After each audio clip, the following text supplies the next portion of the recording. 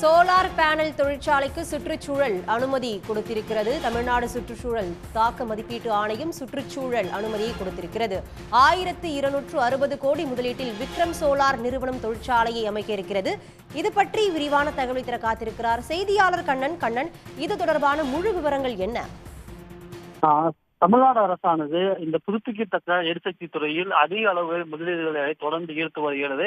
அதன்படி பார்த்தோம் என்றால் திருநெல்வேலி மற்றும் இந்த தூத்துக்குடி மாவட்டத்தில் பசுமை ஹைட்ரஜன் மற்றும் இந்த சோலார் மின் உற்பத்தி தொடர்பான தொழிற்சாலைகள் அதிக அளவில் தொடங்கப்பட்டு வருகிறது.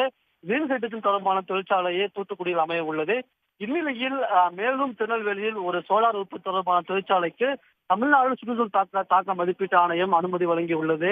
அதன்படி பார்த்தோம்னால் விக்ரம் சோலார் நிறுவனமானது அந்த திருநெல்வேலியில் நிலை ஒன்றாம் சிப்காட்டில் அமைக்கப்பட உள்ள இந்த தொழிற்சாலைக்கு சுற்றுச்சூழல் தாக்க மதிப்பீட்டு ஆணையமானது அந்த அனுமதியை வழங்கியுள்ளது. 1260 கோடி முதலீட்டில் அமைய உள்ள இந்த தொழிற்சாலை மூலம் 3150 பேருக்கு வேலை வாய்ப்பு கிடைக்கும் என்று எதிர்பார்க்கப்படுகிறது. அந்த சிப்காட் தொழில் பூங்காவில் 146 ஏக்கர் தொழிற்சாலையானது அமைய உள்ளது. தொழிற்சாலையில் 3 ஜிகாவாட் சோலார் செல் மற்றும் PV சோலார் மாடி உற்பத்தி செய்ய அந்த விக்ரம் சோலார் நிறுவனம் திட்டமிட்டுள்ளது. தற்போது விரைவில் தொழிற்சாலைக்கான பணிகள் தொடங்கும் என்று எதிர்பார்க்கப்படுகிறது. கண்ணன், தற்போதைய விவரங்களுக்கு நன்றி. உடனுக்குடன் செய்திகளை தெரிந்து கொள்ள சன் நியூஸ் பெல் ஐகானை கிளிக் பண்ணுங்க.